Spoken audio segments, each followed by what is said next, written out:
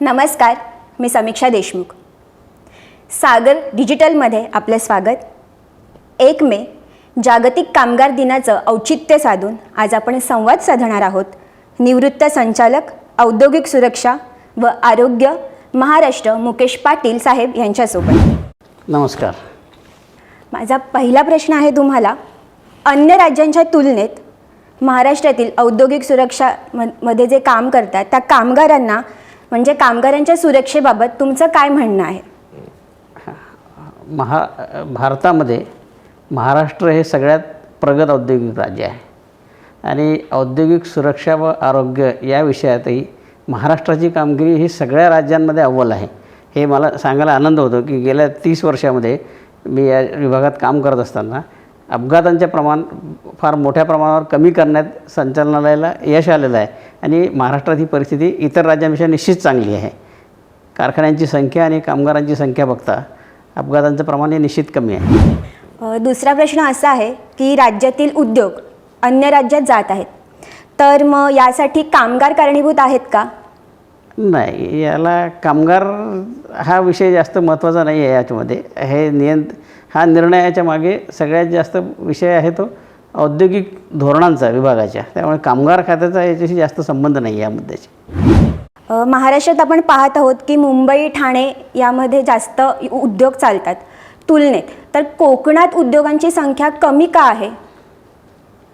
कोकणात उद्योगांची महाराष्ट्रामध्ये मुंबई ठाणे याचबरोबर आता सध्या पुणे आणि नाशिक हा एक म्हणजे जरा गोल्डन ट्रायंगल म्हणलं जातं, सुवर्ण त्रिकोण तयार झाला आहे आणि याच्यात औद्योगिक प्रगती खूप चांगल्या प्रकारे झाली आहे. महाराष्ट्रात इतर भागांमध्ये त्या मानाने उद्योगधंद्यांची संख्या कमी आहे. कोकणातसुद्धा त्या प्रमाणात उद्योग नाही आहेत, पण जे मुंबईच्या जवळपासचा जो भाग आहे कोकणातला तिथे चांगले उद्योग मोठे उद्योग आहेत आणि कोकणाची भौगोलिक स्थिती पाहता बऱ्याचदा तिथे रासायनिक स्वरूपाचे कारखाने जास्त आलेले आहेत कोकणामध्ये.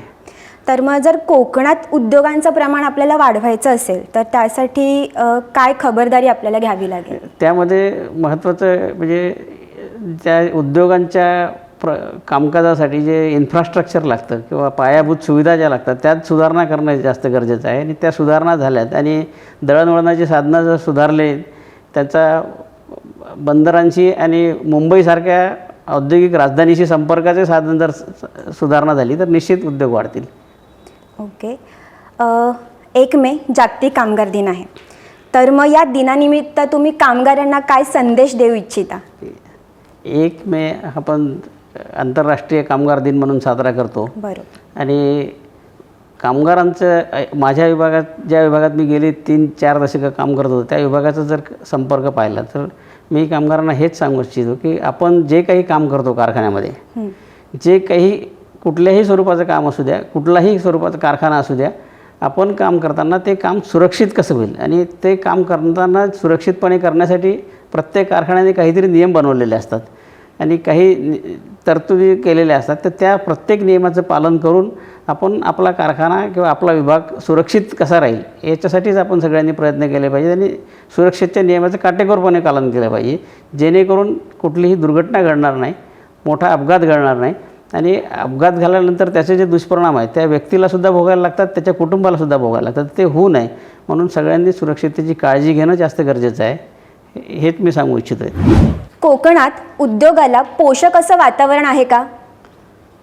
कोकण मध्ये जो भाग आहे तो त्याच्यामध्ये आता ठाण्याच्या जवळचा जो भाग आहे म्हणजे आत्ता जो पालघर जिल्ह्याचा हिस्सा झालेला आहे, तिकडं खूप चांगल्या प्रकारचे औद्योगिक कारखाने आलेले आहेत. तारापूर MIDC खूप मोठी MIDC तिथं विकसित झालेली आहे. त्याचप्रमाणे रायगड जिल्ह्यातसुद्धा खूप मोठ्या संख्येने कारखाने आहेत. रायगड जिल्ह्यात तळोजापासून कारखान्यांची सुरुवात केली तर महाडपर्यंत वेगवेगळ्या प्रत्येक तालुक्यामध्ये जवळपास एक MIDC आहे.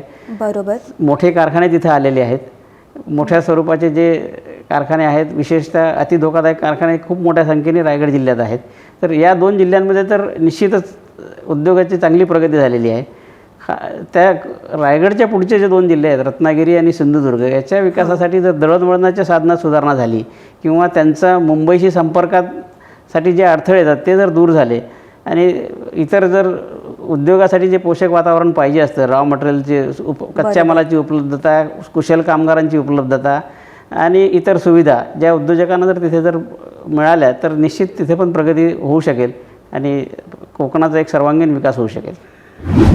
सागर डिजिटलला तुम्ही भेट दिली त्याबद्दल तुमचे आभार आणि कामगारांना पण असं योग्य असं मार्गदर्शन मिळालं आहे त्याबद्दलही तुमचे आभार. धन्यवाद. सागर डिजिटलच्या यूट्यूब चॅनलला लाईक करा, शेअर करा, सबस्क्राईब करा आणि ताज्या घडामोडी नियमित पाहण्यासाठी बेल आयकॉनला प्रेस करा.